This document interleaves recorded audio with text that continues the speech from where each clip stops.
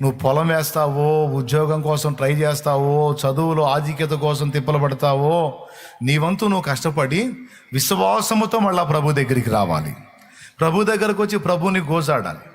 నువ్వు చేసేది చేసి అప్పుడు ఆయన నీకు అదనపు సహాయాన్ని చేస్తాడు. ఎందుకంటే నీవు ఆయనను విశ్వసిస్తున్నావు. నీ కష్టానికి ఆయన సహాయం కూడా జోడి అయితే ఇక అది వేరే పొజిషన్లో ఉంటుంది. దేవునికి స్తోత్రం కలుగును గాక. ఇప్పుడు ఇంతవరకు చెప్పిన దానిలో మీకేం అర్థమైంది? దేవుడు చేయాల్సింది దేవుడు చేస్తాడు, ముందు మనం చేయాల్సింది పెద్దగా చెప్పండి. చేతిలో ధాన్యాన్ని పట్టుకొని కూర్చుంటే పంట రాదు. చల్లటం నీ పని, బస్తా గింజలు ఎకరంలో చల్లటం నీ పని, 40 బస్తాలు వచ్చేటట్టు దాన్ని తిరిగి మొలిపించటం దేవుని పని. అంతసేటు కష్టపడి ఏం కొట్టాల్సిన అవసరం లేదులే. ఏమయ్యా, ఎకరం బస్తా, ఒక బస్తా ఎకరానికి వచ్చేది ఎదబెడితే ఒడ్లే ఎకరానికి ఎదబెట్టవచ్చు అనుకో. ఒక బస్తా పెడితే కోసేటప్పుడు కుప్ప కొడితే 40 బస్తాలు వస్తాయి. అంటే ఫస్ట్ అడుగు ఎవరు వేయాలి?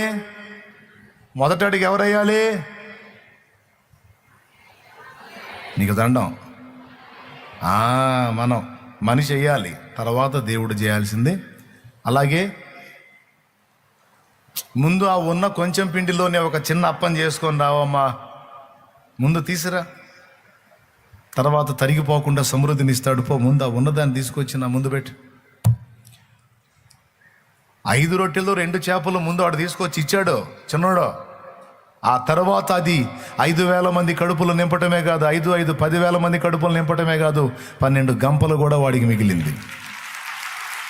చూడ, అదే వాడు కొన్నదాన్ని తీసుకొచ్చి వాడు ఇయ్యకపోతే, వాడు చేయాల్సింది వాడు చేయకపోతే ఆ సూచక్రియ అక్కడ చూసేవాళ్ళం కాదు. ఆ తర్వాత ఏం చేసేవాడో తర్వాత సంగతి. పేతురు ధోనిను లోతునకు నడిపించి కుడి పక్క వలవై, ఈ పక్క వలవై అని యేసు చెప్పాడు. అయ్యా, విస్తారమైన చేపలు పట్టించే శక్తి ఉన్నవాడికి నీకు వల ఎత్తేనేనా వేయకపోయినా పట్టిస్తావు అంటే ఎట్లా కుదిరిద్ది?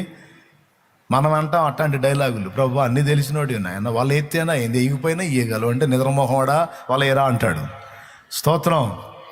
ఏమంటాడు? వల ఎరా బాబు. బాగా మీకు మైండ్కి ఎక్కాలని చెప్తున్నాను నేను. దేవుడే చూస్తాడు, దేవుడే చూస్తాడు, దేవుడే చూస్తాడు అని కూర్చున్న దగ్గర కూర్చునే వ్యవహారం అంతా సోమవారం, సోంబేరేవారం. అది కరెక్ట్ కాదు.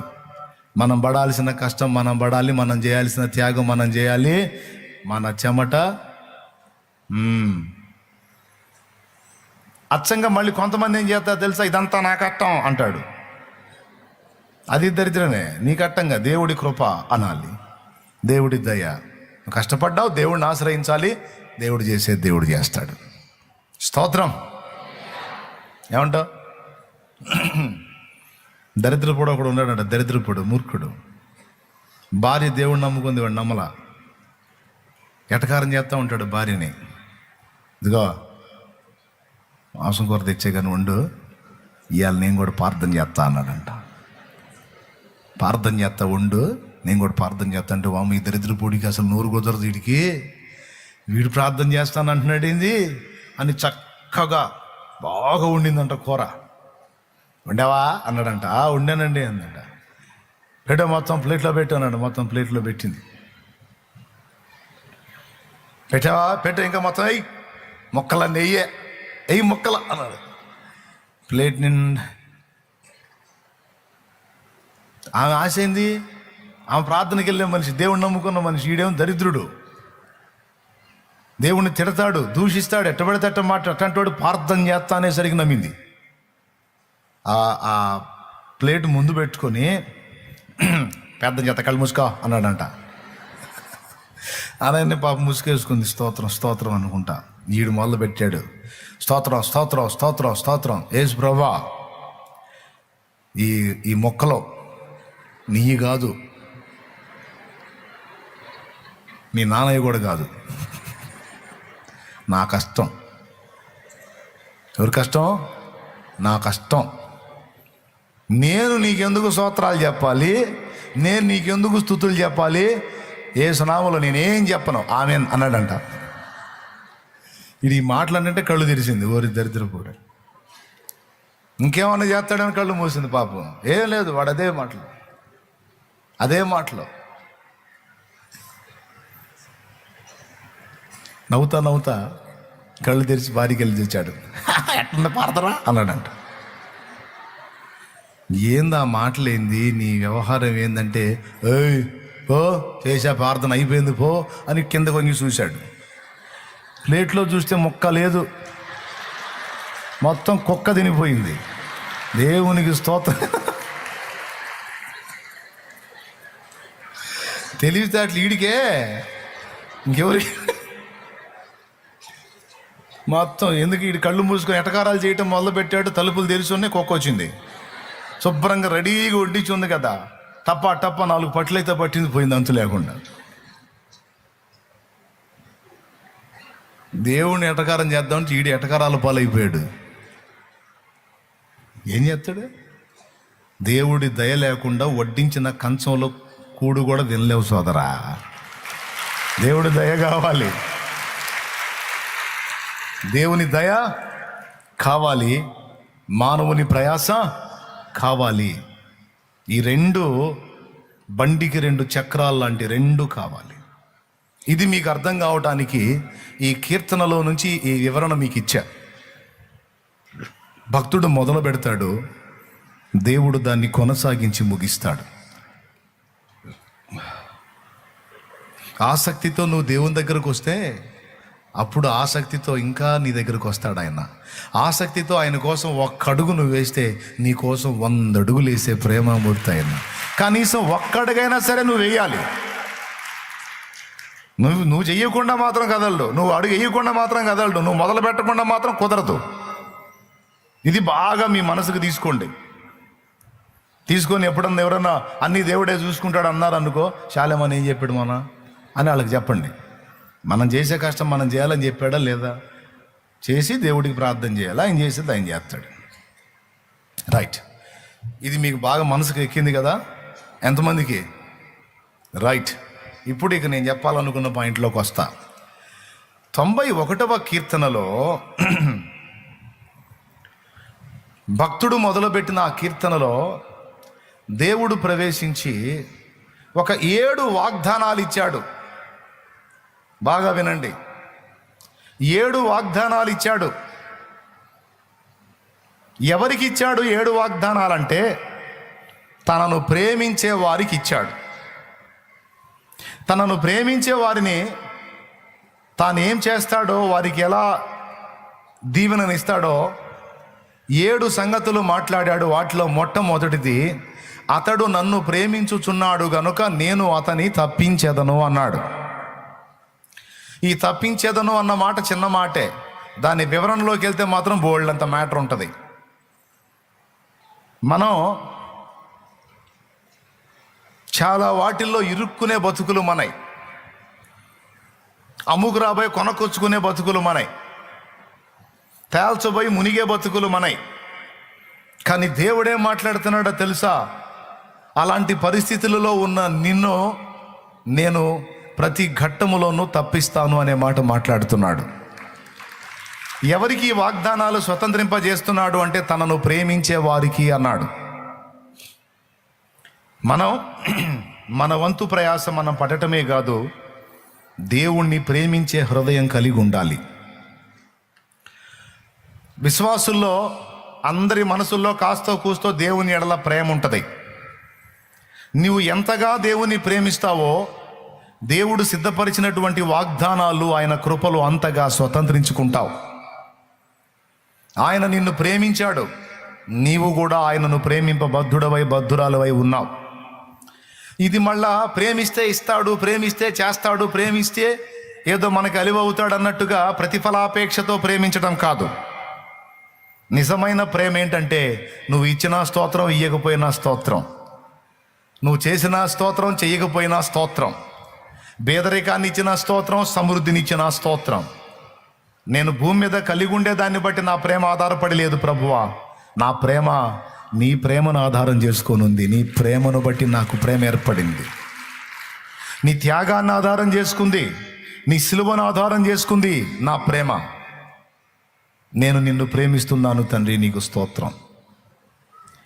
ఏదన్నా చేయను ఆయన, నువ్వేం చేసినా నీకే స్తోత్రం. నేనైతే నిన్ను ప్రేమించటం మాత్రం మానను అని దేవుని ప్రేమించి దేవుడే ప్రపంచంగా బ్రతికేటువంటి వాళ్ళకి, దేవుడే లోకంగా జీవించే వాళ్ళకి దేవుడు చేసిన 7 అద్భుతమైన వాగ్దానాలు ఇక్కడ రాయబడి ఉన్నాయి.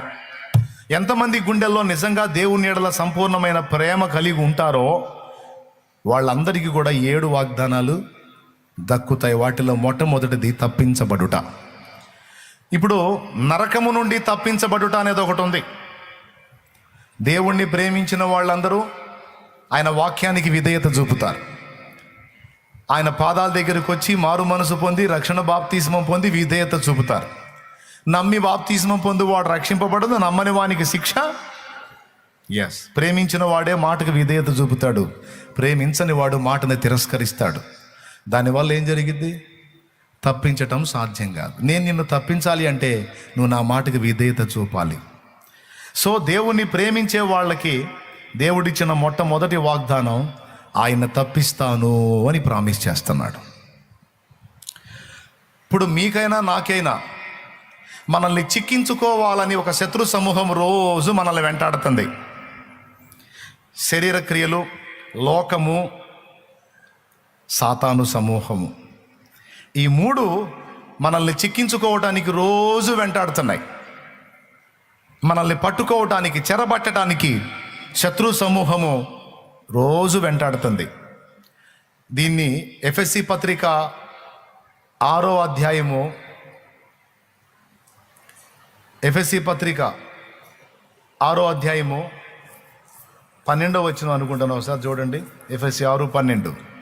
ఏలయనగా మనము పోరాడునది శరీరులతో కాదు గాని ప్రధానులతోను అధికారులతోనూ ప్రస్తుత అంధకార సంబంధులకు లోకనాథులతో ఆకాశ మండలమందున దురాత్మల సమూహములతోనూ పోరాడుచున్నాం. నువ్వు నమ్మినా నమ్మకపోయినా ఎక్కడో చోట నిన్ను దెబ్బ కొట్టాలని, నిన్ను గాజేయాలని, నిన్ను నాశనం చేయాలని, ఏదో ఒక పాయింట్లో నిన్ను చిక్కించుకోవాలని, నలుగురిలో నవ్వుల పాలు చేయాలని, అలివైతే నిన్ను నరకానికి ఈడ్చికెళ్లాలని నిన్ను నిరంతరం వేటాడుతున్న ఒక గుంపు అయితే ఉంది. అది వాక్యం చెప్తున్న సత్యం. అయితే దేవుడిస్తున్న వాగ్దానం ఏంటంటే, నీవు నన్ను ప్రేమించుచున్నావు గనుక, ఓ స్త్రీ నీవు నన్ను ప్రేమించుచున్నావు, ఓ పురుషుడా నీవు నన్ను ప్రేమించుచున్నావు గనుక భయపడవద్దు. ఎన్ని రకాల ట్రిక్కులు ప్లే చేసి నిన్ను చిక్కించుకోవాలని చూసినా వాటన్నిటిలో చిక్కుపడకుండా నేనే నిన్ను తప్పించువాడనై ఉన్నానని దేవుడు మాట్లాడతాడు.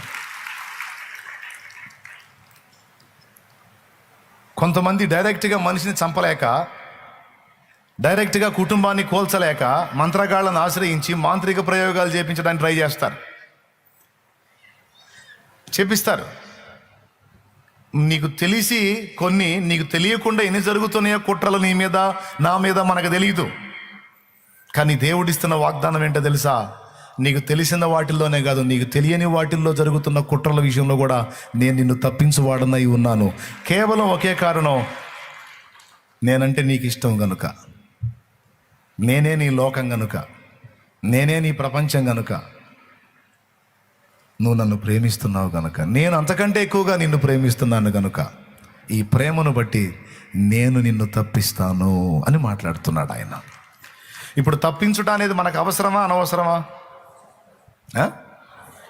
ఆయన తప్పించకపోతే ఎప్పుడో బుక్ అయిపోయేవాడు, చరిత్ర ఎప్పుడో క్లోజ్ అయిపోయేది.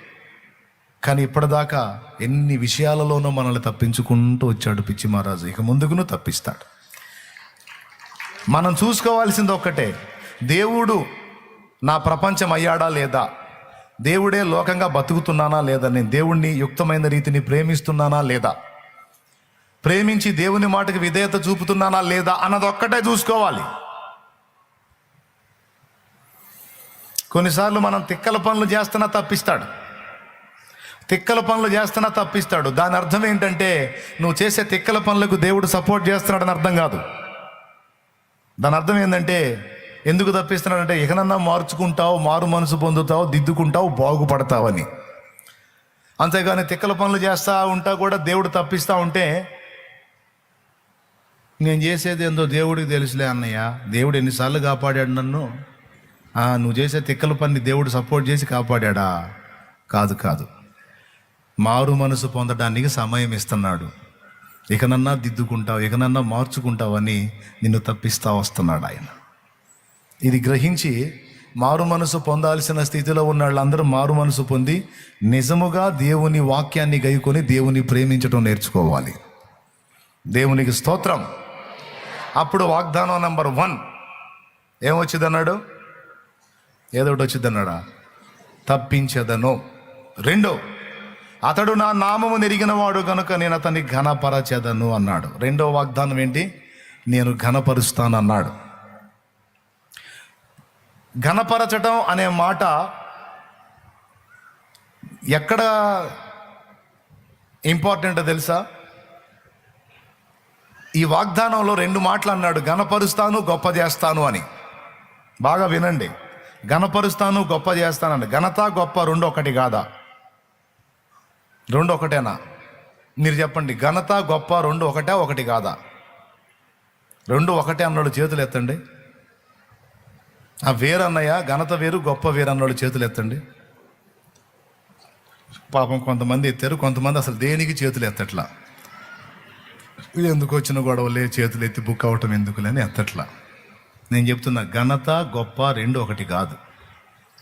ఘనత వేరు, గొప్ప వేరు. దేవునికి స్తోత్రం.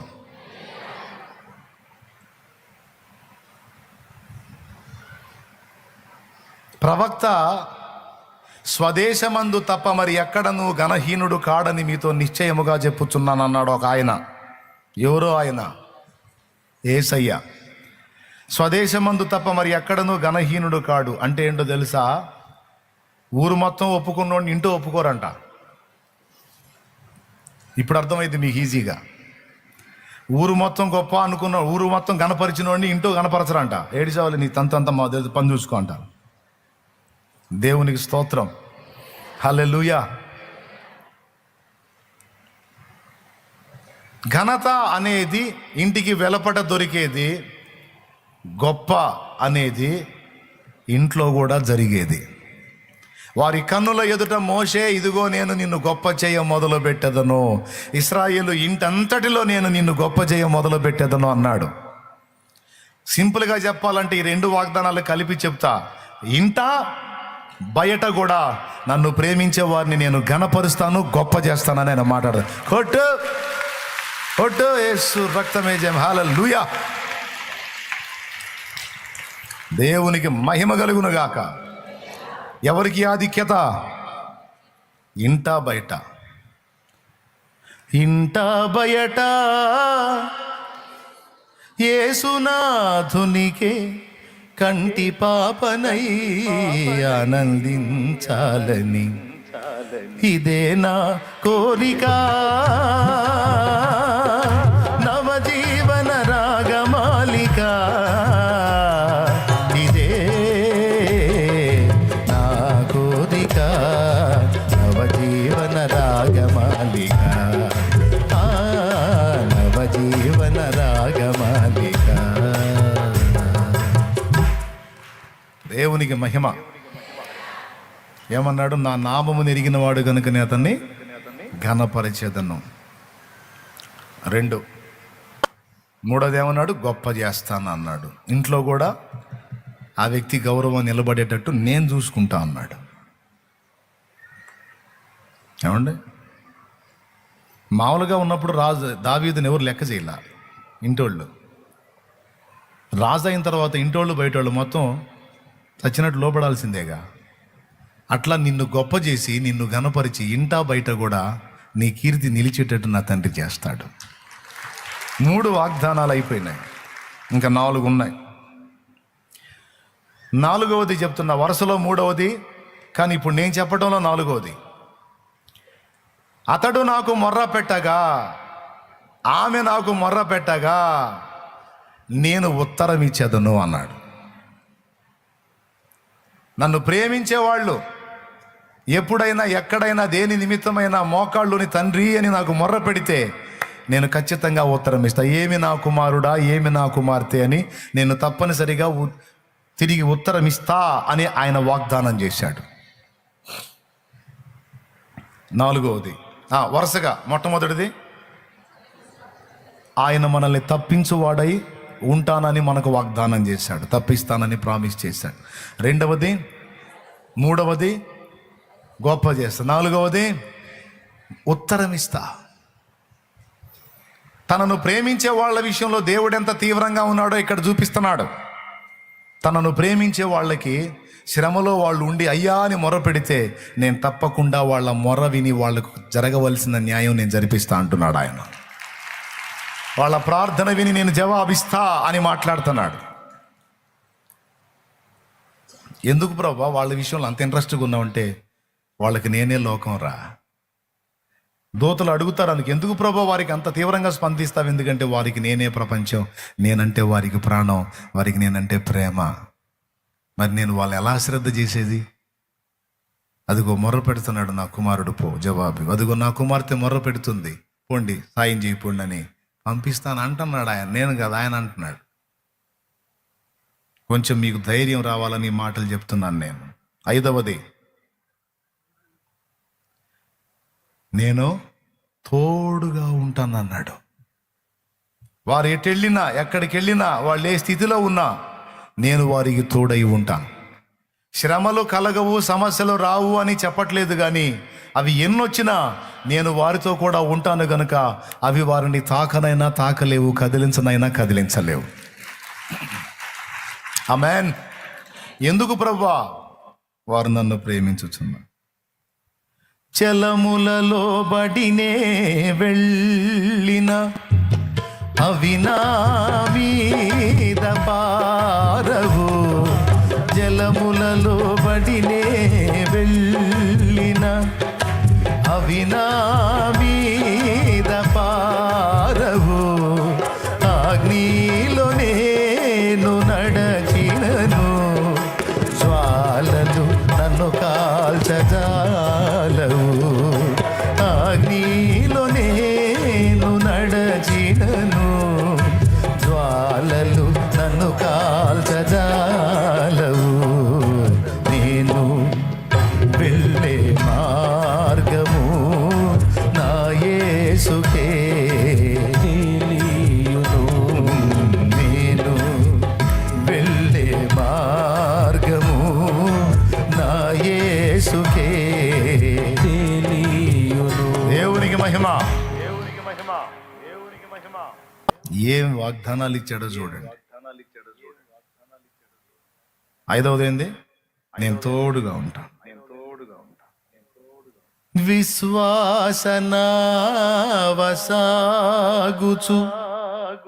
పయనించు సమయాన నా ప్రభు సాతాను సుడిగాలి రేపగా నా ఎదుటే నిలిచేవనా ప్రభు. నేను ప్రయాణించిన ఈ ప్రయాణంలో ఎన్నో ఘట్టాల్లోంచి దాటుకుంటా వచ్చా, కానీ నేను స్పష్టంగా గుర్తించింది ఏంటంటే, నా ప్రతి ప్రయాణంలోనూ నా ప్రతి అడుగులోనూ నా తండ్రి నాకు తోడుగా ఉన్నాడు.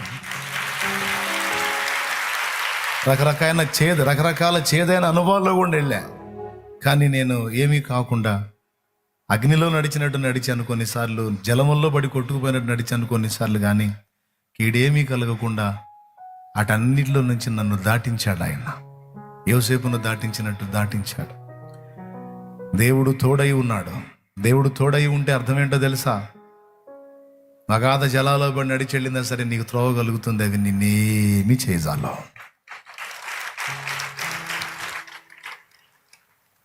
మనకింకా అన్నిటికంటే ముఖ్యం ఆయన తోడే. ఆ మాట చెప్పేసాడు, నన్ను ప్రేమించు వారికి నేను తోడుగా ఉంటాను. ఉందా లేదా? ప్రార్థనకు ఉత్తరం ఇస్తాను అండ్ నేను తోడై ఉంటాను. యాకోబుతో అదే అంటాడు, వెళ్ళు నువ్వు ఐగుప్తుకి భయపడకు, ఐగుప్తుకి వెళ్ళటానికి భయపడకు, నేను నీకు తోడై ఉంటాను, నీతో కూడా నేను ఐగుప్తుకు వస్తాను అంటాడు. అక్కడ నీ కుమారుడైన యోసేపు నీ కన్నుల మీద నీ కన్నుల మీద చేతులు ఉంచుతాడు, నీ కన్నీళ్లు తుడుస్తాడు, ఓ పంపిస్తాడు. దేవుడు తోడై ఉంటే ఎలా ఉంటుందో యోసేపు జీవితం చూడొచ్చు. దేవుడు తోడై ఉంటే ఎలా ఉంటుందో యోసేపు జీవితం చూడొచ్చు. అడుగడుగున శ్రమలు, కానీ శ్రమలన్నీ మెట్లు. అడుగడుగున శ్రమ, వచ్చిన శ్రమల్లో ఒక మెట్టు అయింది. మళ్ళీ ఇంకో శ్రమ వచ్చింది, అదొక మెట్టు అయింది. మళ్ళీ ఇంకో శ్రమ వచ్చింది, అదొక మెట్టు అయింది. ఇంకొక శ్రమ వచ్చింది, అదొక మెట్టు అయింది. ఇంకొక శ్రమ వచ్చింది, అదొక మెట్టు అయింది. చివరికి ఐగుప్తు సింహాసనం మీద కూర్చున్నాడు. దేవుని బిడ్డలారా, దేవుని ప్రేమించే పిల్లలారా, మీకు ఎదురవుతున్న శ్రమలు సోపానాలని మర్చిపోవద్దు. సోపానాలంటే మెట్లు. మీకు ఎదురయ్యేటువంటి సమస్యలు, శ్రమలు, బాధలు, ఇరుకులు, ఇబ్బందులు మిమ్మల్ని దేవుడు అనుకున్న స్థానానికి చేర్చడానికి దేవుడు సిద్ధపరచుకున్న మెట్లు. దేవునికి మహిమ. హల్లెలూయా. చెప్పవయ్యా గట్టిగా, విశ్వాసంతో చెప్పాలి. అనుమానంగా మాట్లాడుతావు, అనుమానంగా చూడతావు. చెప్పు, గట్టిగా చెప్పు మళ్ళీ. అది ఆయన నీకు తోడై ఉన్నాడో లేదో ఒక్కటి చూసుకో చాలు, అగ్నిగుండమైన ఆహ్లాదంగా మారిద్ది. బబులోను దేశమందున ఆ భక్తులు ముగ్గురు బొమ్మకు మొక్కనందున. బబులోను దేశమందున ఆ భక్తులు ముగ్గురు బొమ్మకు మొక్కనందున. పట్టి బంధించి రాజు అగ్నిలో పడవేస్తే, పట్టి బంధించి రాజు అగ్నిలో పడవేస్తే, నాలుగో వానిగా ఉండలేదా? ఓ భక్తుడా, రాజు రమ్మని పిలువలేదా? నాలుగో వాడిగా ఉండలేదా? ఓ భక్తుడా, రాజు రమ్మని పిలువలేదా? భయము చెందకు భక్తుడా, ఈ మాయలోక ఛాయలు చూసినప్పుడు. భయము చెందకు భక్తుడా, ఈ మాయలోక ఛాయలు చూసినప్పుడు. భయము చెందకు నీవు, దిగులు చెందకు నీవు. భయము చెందకు నీవు, దిగులు చెందకు నీవు. జీవమిచ్చిన యెహోవా ఉన్నాడు. ఓ భక్తుడా, ప్రాణం పెట్టిన యేసయ్యున్నాడు. జీవమిచ్చిన యెహోవా ఉన్నాడు. ఓ భక్తుడా, ప్రాణం పెట్టిన యేసయ్యున్నాడు. భయము చెందకు భక్తుడా, ఈ మాయలోక ఛాయలు చూసినప్పుడు. దేవునికి మహిమ. ఆయన నీకు తోడుగా ఉంటానని మాటిస్తున్నాడు. ఆయన ఒకటే, నువ్వు ఆయన్ని ప్రేమిస్తున్నావో లేదో చూసుకో. నువ్వు దేవుని ప్రేమిస్తూ ఉన్నట్లయితే, ఆయన నీ లోకంగా మారిపోయి ఉన్నట్లయితే, ఆయన ప్రపంచంలో నువ్వు బ్రతుకుతూ ఉన్నట్లయితే, యోసేపులాగా నీ హృదయంలో కూడా దేవునికి సముచిత స్థానం నువ్వు ఇవ్వగలిగితే, ఇక నువ్వు అగ్నిలో నడిచినా భయపడాల్సిన అవసరం లేదు. ఆయన నీకు తోడుగా ఉంటాడు. 5 అయిపోయినాయి. 6వది,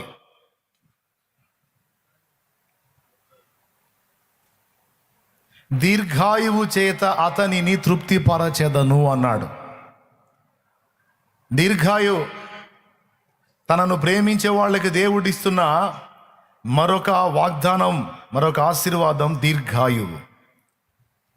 కొంతమందికి భయం, ఎవరినన్నా మనుషులు చనిపోయిన వాళ్ళని చూసినప్పుడు నేను కూడా పెందలాడిపోతానేమో అని తెగ భయపడుతూ ఉంటారు.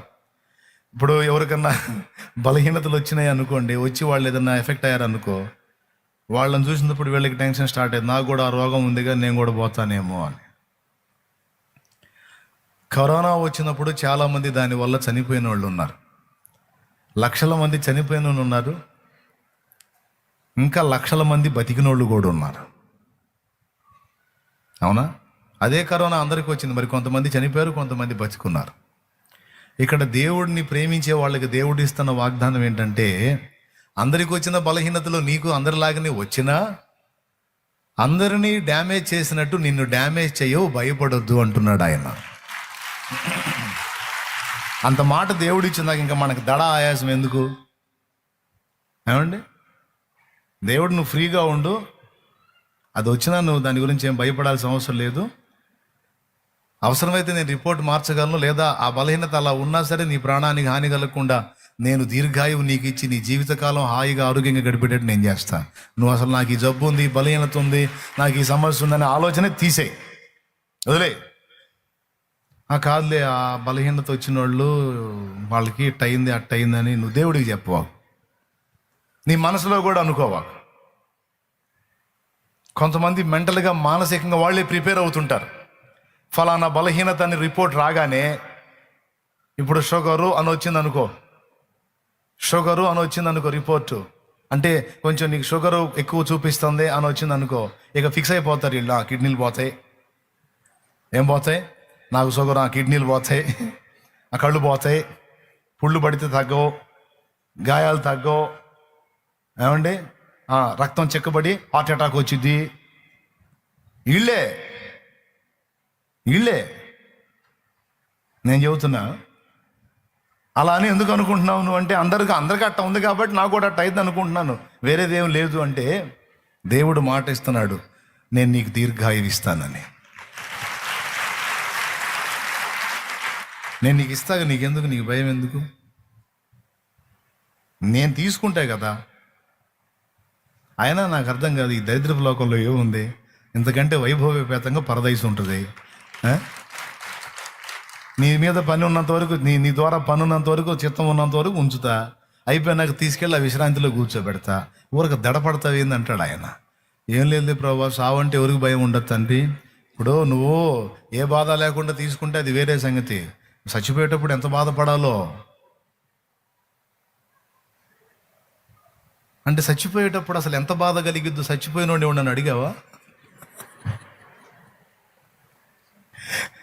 ఎవడు నన్ను ఇంటర్వ్యూ చేసావా? సచ్చినోడిని వచ్చి చెప్పాడా ప్రాణం ఎంత వీక్ కావాలో తెలుసా, ఎంత ఇబ్బందిగా ఉంటుందో తెలుసా? ఎవడన్నా చెప్పాడా నీకు? చెప్పనప్పుడు ఒక్క సాక్ష్యం కూడా లేనప్పుడు నువ్వు దాని గురించి ఎందుకు భయపడుతున్నావు? ఆఖరికి చనిపోయి తిరిగి లేచిన లాజరు కూడా చెప్పలేదు సావు భయంకరంగా ఉంటుందని.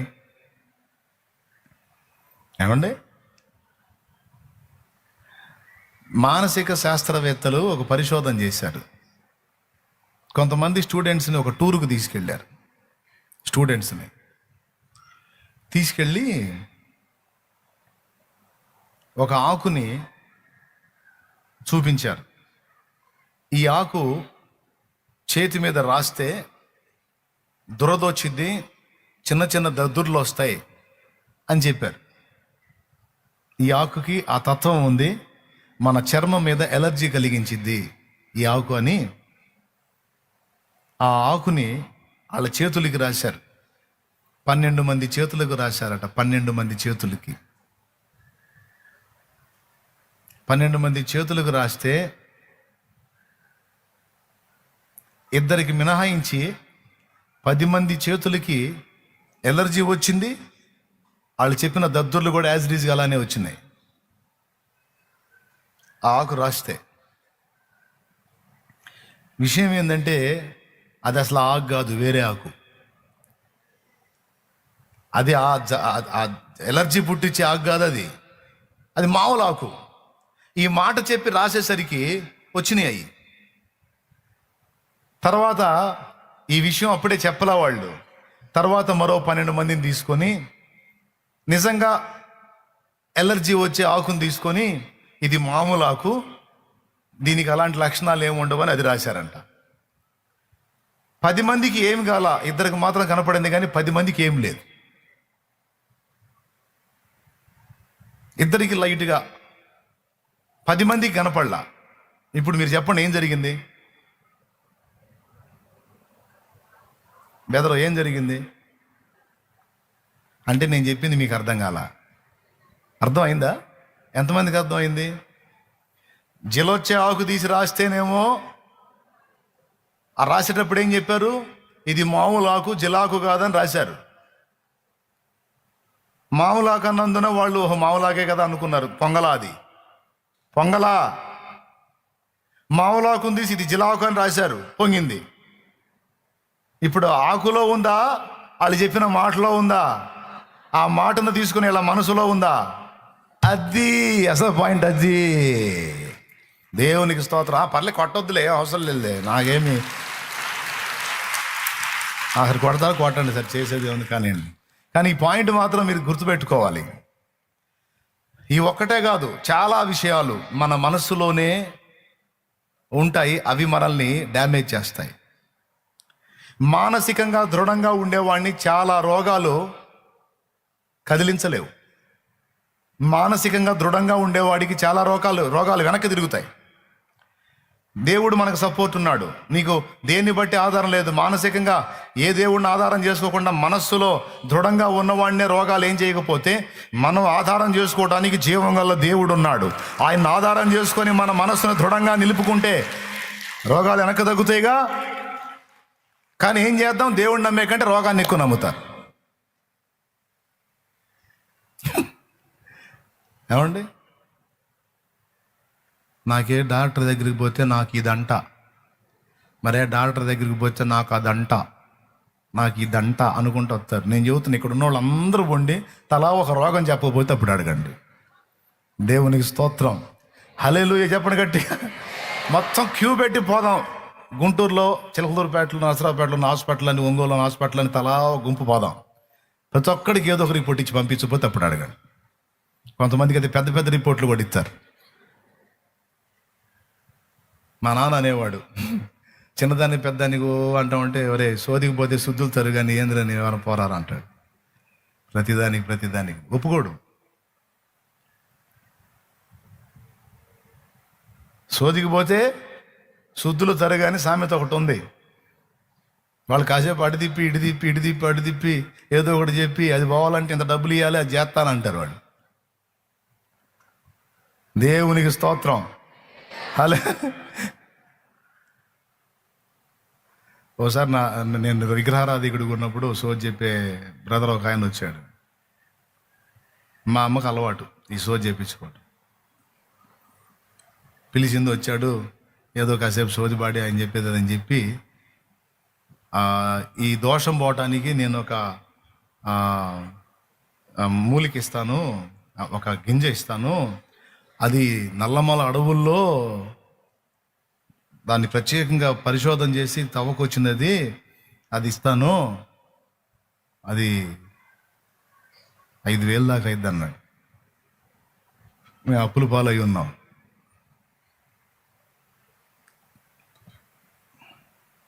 అంత ఇచ్చుకోలేమయ్య అంటే, సరే చూడండి అని తీస్తున్నాడు. మూటలు గట్టున్నాయి. అందులో ఒక చిన్న బరెండు లాంటిది ఉంది, అందులో ఉంది. అది ముందు దాన్ని చూపించవయా అంటాను నేను. అది చాలా తతంగాలు చేసింది, అది కట్టుకుంటే మామూలుగా ఉండదు అంటున్నాడు. ముందు అది చూపించి అంటాను నేను. బేరం కుదుర్చుకుంటున్నాడు దాన్ని పెట్టి.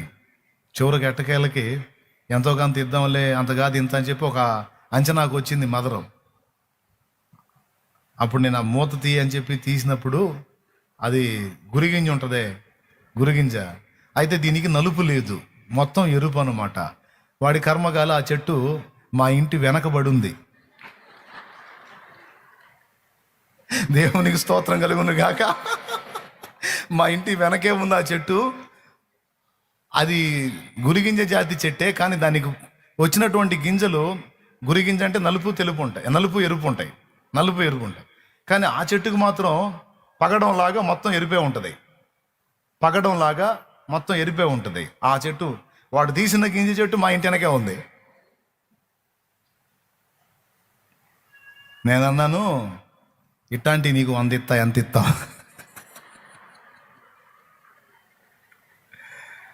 పని చూసుకొని పోయా, చూశారు కదా ఇది. ఎందుకు ఆ చెట్టు మా ఇంటి వెనక పెరట్లో ఉంది, మా ఇంటి వెనకే ఉంది. అది నిజంగా జరిగింది. ఇట్లాగా నమ్మేవాడు ఉంటే మోసం చేసేవాళ్ళు ఎంతమంది అయినా ఉంటారు, ఎన్ని రకాలుగానైనా ఉంటారని చెప్తున్నా మాట వరుస. అందుకే మా నాన్న చిరాకు పడతాడు, సోదికి పోతే శుద్ధులు తరగానే మాట్లాడుతూ ఉంటాడు.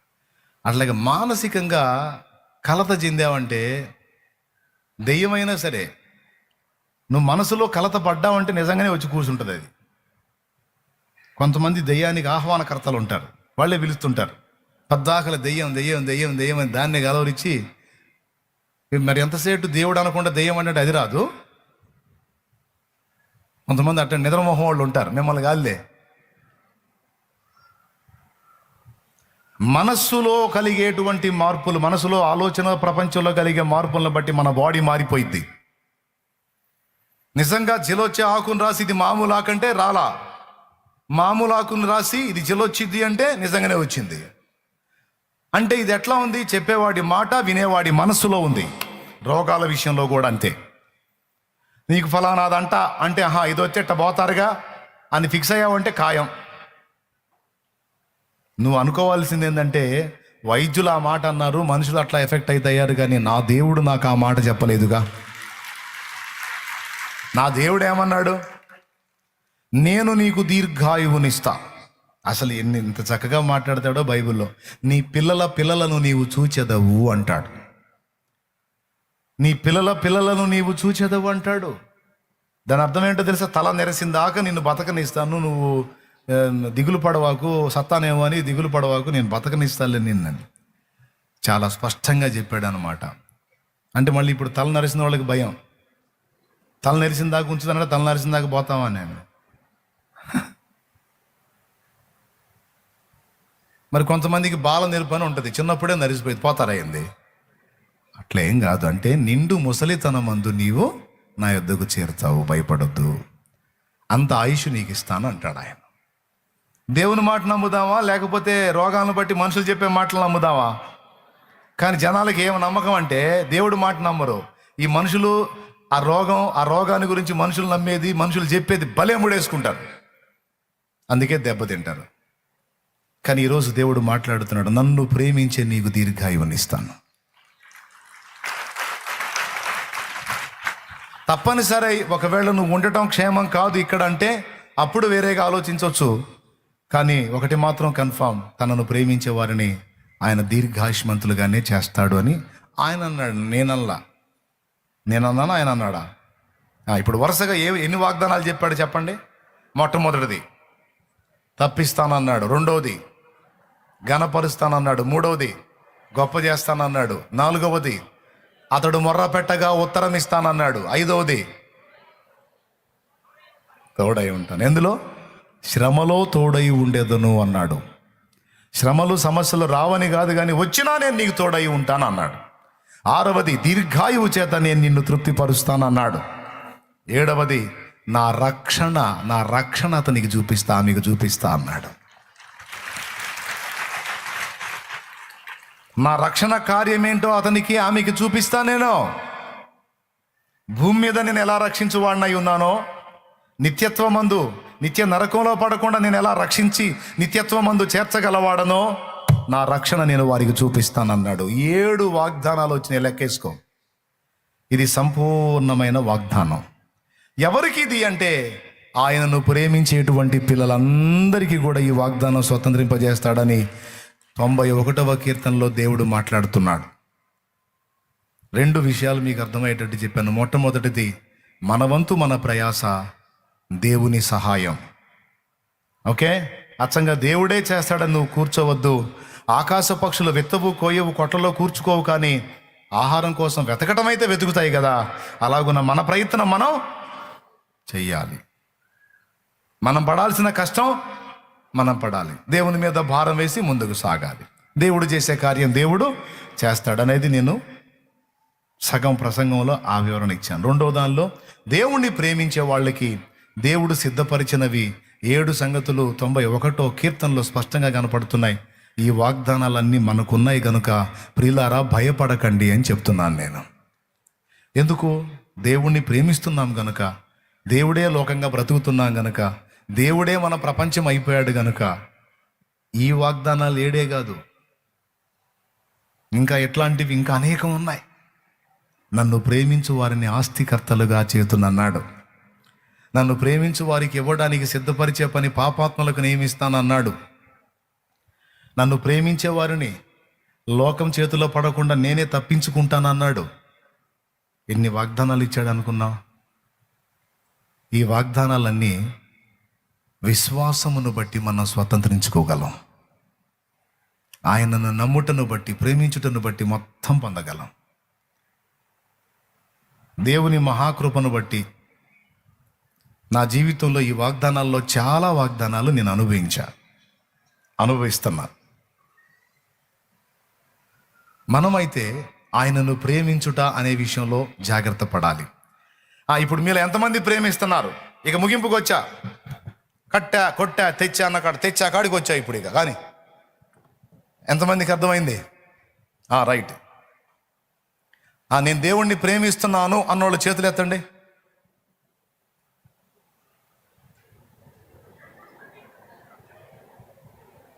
కొంతమంది చేతులు ఎత్తట్లే. ఏమ్మా మరి ఎవరిని ప్రేమిస్తున్నా? రైట్. దేవునికి స్తోత్రం. హల్లెలూయా. ప్రేమిస్తున్నారా? నిజమేనా?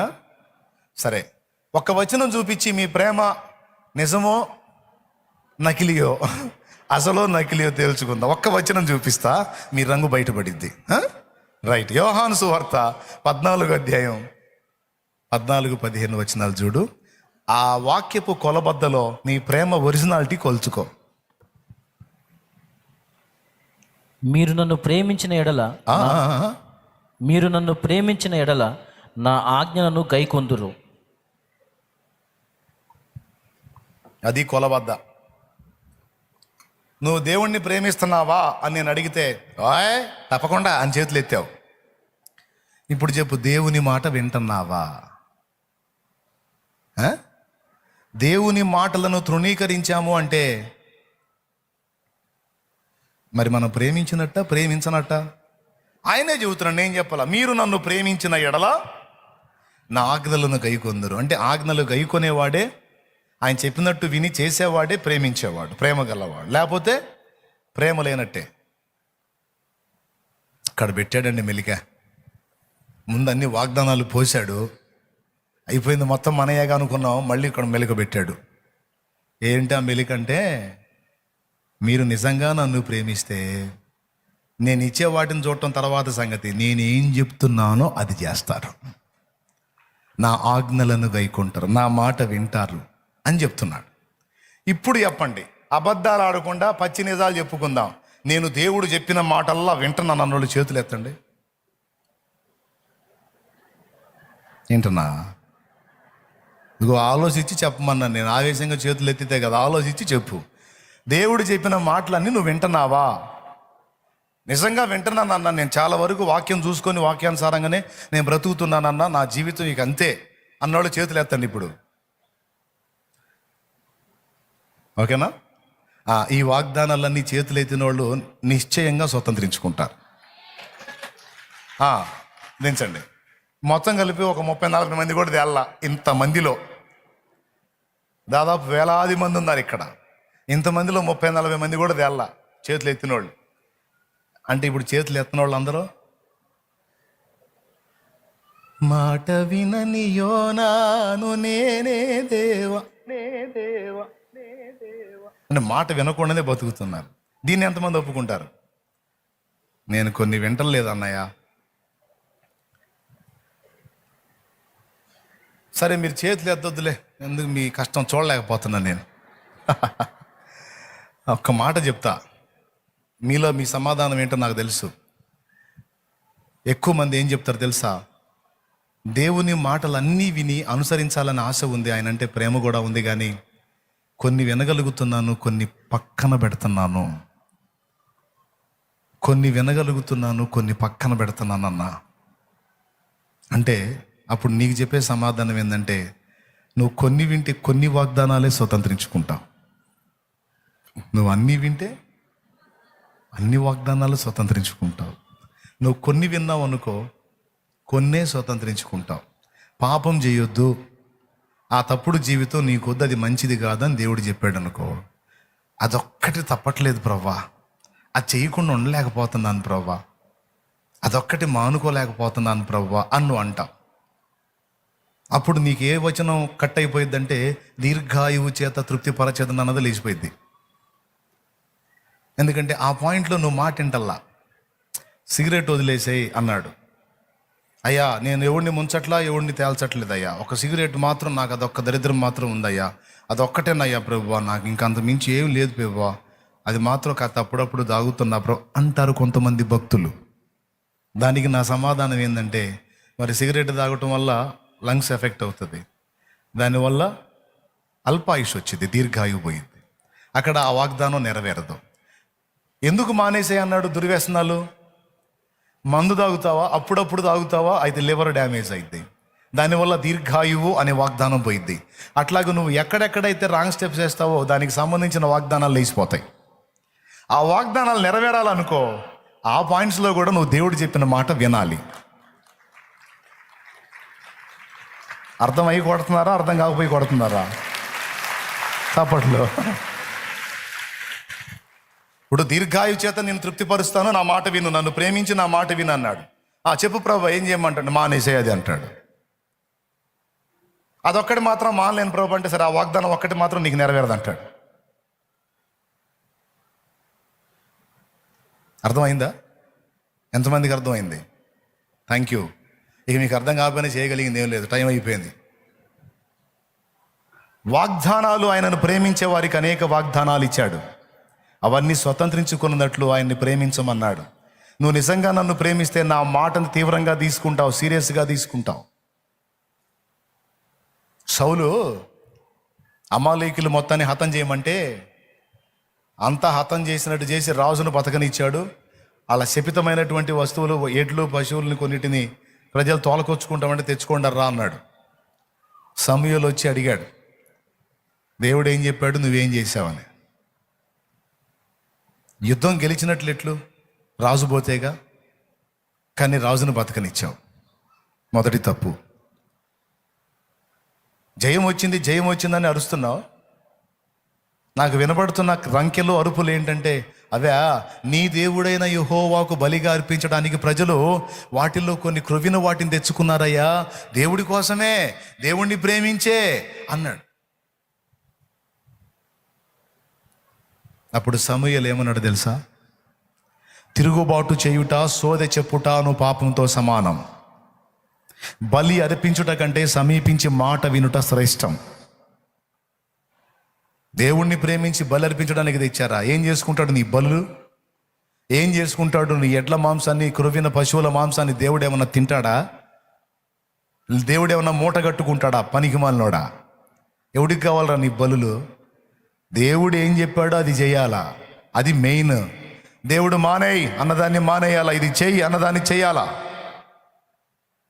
అది దేవుడు ఇష్టపడేది, అది దేవుడు కోరుకునేది. దేవుణ్ణి ప్రేమించడం అంటే అడ్డదిడ్డమైన పనులు చేసి దేవుడికి ఏదో మూటదే చేయటం కాదు. వాటిని మానేసి దేవుడు చెప్పినట్టు బ్రతకటమే దేవుడికి ఇష్టమైన పని.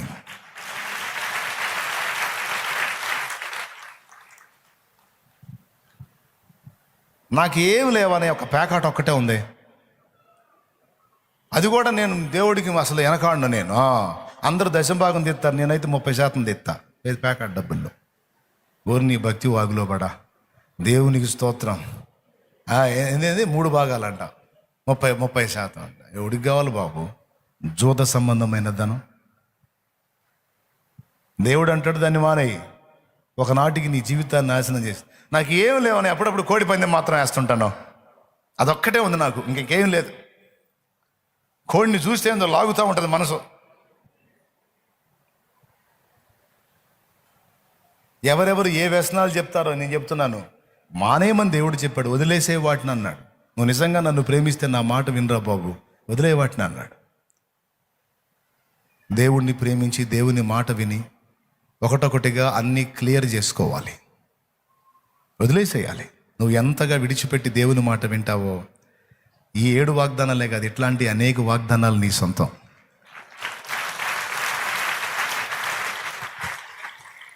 ఏవి దేవునికి నచ్చవో అవి దేవుని వాక్యంలో రాయించాడు. వాటిని అనుసరించి నువ్వు జాగ్రత్త పడాలి. ఇది నా దేవుడికి నచ్చదు, ఇది నా దేవుడు ఒప్పుకోడు, ఇలా చేయొద్దని చెప్పాడు నా దేవుడు, నాకు ఇది తగదు, నాకు ఇది పనికిరాదని నీకు నువ్వే బుద్ధి చెప్పుకొని దేవుని పాదాలు పట్టుకొని, నాకు బలమీ అయ్యా, ఈ పాపాన్ని, ఈ శరీర క్రియని, ఈ తప్పుడు జీవన విధానాన్ని మార్చుకునే బలము నాకు ఈ ప్రభువా, నేను దాన్ని వదిలేయాలనుకుంటున్నానని విసర్జించి నువ్వు నిలబడగలిగితే నా దేవుడు సిద్ధపరిచినవన్నీ నీకే.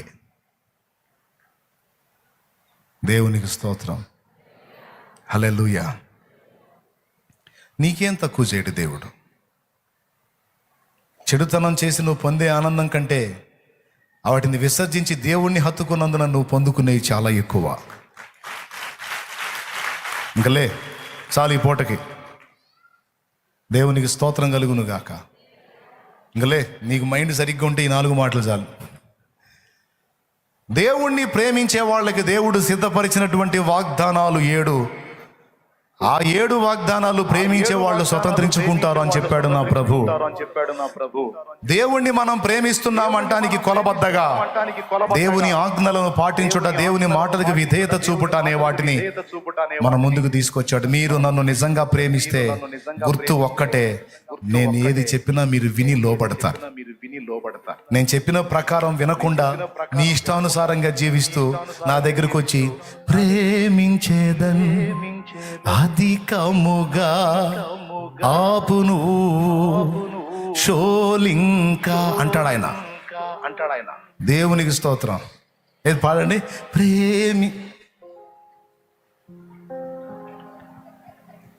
వంకర టెంకర వ్యవహారాలు చేస్తా, ముసుగు వ్యవహారాలు చేస్తా, తప్పుడు జీవన విధానంలో కొనసాగుతా, ఆదివారం మందిరంలోకి వచ్చి గుంపులో నిలబడి ప్రేమించేదన్ అధికముగా ఆరాధింతు ఆసక్తితో ప్రేమించేదన్ ఆరాధింతు నా పూర్ణ బలముతో నా పూర్ణ మనసుతో ఆరాధన ఆరాధన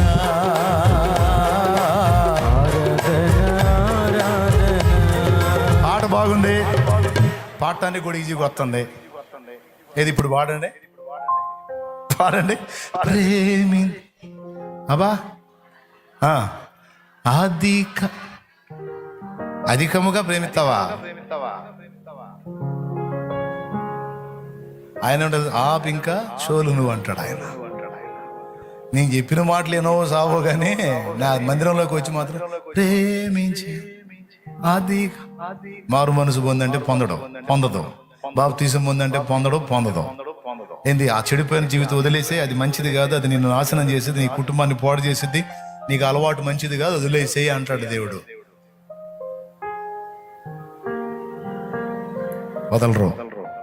వదలరు. ముసుగులో కొనసాగుతుంటాయి ముసుగులు. మనకు తెలియపోయినా, నాకు తెలియపోయినా, మీకు తెలియపోయినా ఆయనకి తెలీదు. మరి ఏం ఎరగనట్టు నువ్వు వచ్చి ప్రేమించేదన్ అంటే దేవుడు మెలికలు తిరిగి అబ్బా నా బిడ్డ ఎంత ప్రేమో అని మోసపోతాడా? నువ్వు అట్ట పాడుతుంటే ఇటు చూస్తాడు ఆయన.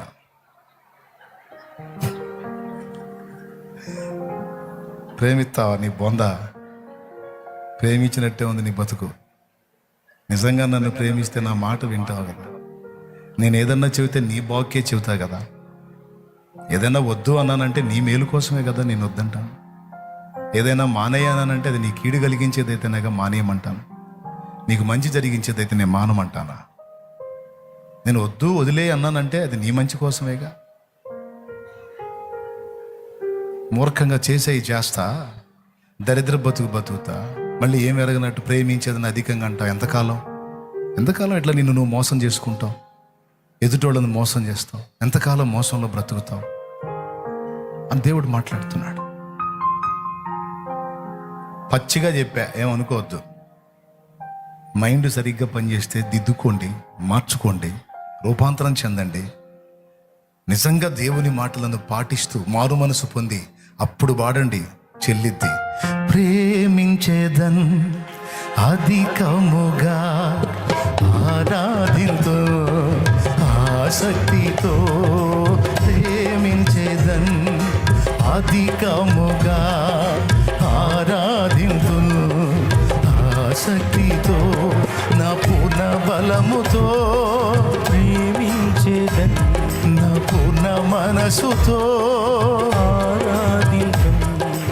ఆరాధన ఆరాధన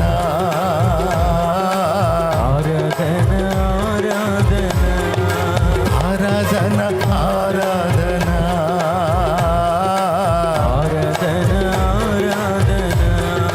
ప్రేమించేదన్ అధికముగా ఆరాధింతును ఆసక్తితో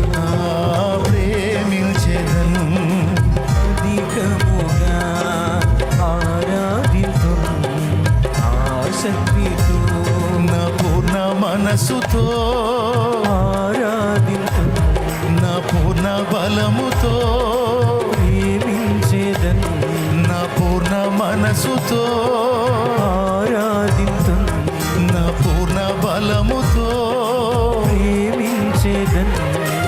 ఆరాధన ఆరాధన ఆరాధన ఆరాధన ఆరాధన ఆరాధన ఆరాధన ఆరాధన. దేవునికి మహిమ. నా తండ్రి చెప్పినట్లు విధేయత చూపి మారు మనసు పొంది బ్రతుకును దిద్దుకొని ఒరిజినల్గా దేవుని ప్రేమిస్తే దేవుని మాటలన్నీ నీకు ప్రాణప్రదం అవుతాయి. ఆ మాటలు నీ గుండెల్లో నిలుస్తాయి. ఆ మాటల చొప్పున నీ జీవితం మలచబడుతుంది. నువ్వు అలాంటి దానివైతే, అలాంటి వాడవైతే, నిజంగానే నువ్వు దేవుని ప్రేమిస్తే ఆయన ఆజ్ఞలను నీవు గైకొంటావు. ఇదే రుజువు, ఇది కొలబద్ద. అలా గైకొన్నట్లయితే 7 సంపూర్ణ వాగ్దానాలు నా తండ్రి నీకు ఈరోజు ప్రకటించాడు. నీకు దీర్ఘాయువు ఇస్తానన్నాడు. నేను నీకు శ్రమలో తోడై ఉంటానన్నాడు. నువ్వు నా తండ్రి అని మొరపెడితే ఏమి నా కుమారి, ఏమి నా కుమారుడా అని నీకు వెంటనే ఉత్తరం ఇస్తానన్నాడు. నా రక్షణ నీకు చూపిస్తానన్నాడు. నిన్ను ఘనపరుస్తానన్నాడు, గొప్ప చేస్తానన్నాడు. అనేకమైన వాటిలో నుంచి నేను నిన్ను తప్పిస్తాను. ఇవన్నీ నీకే నా బిడ్డ. నా మాట వినమ్మా, నా మాట వినమ్మా, నా మాట విను నాన్న, నా మాట విను. నా మాటని తీవ్రంగా తీసుకో, నా మాటల్ని సీరియస్గా తీసుకో.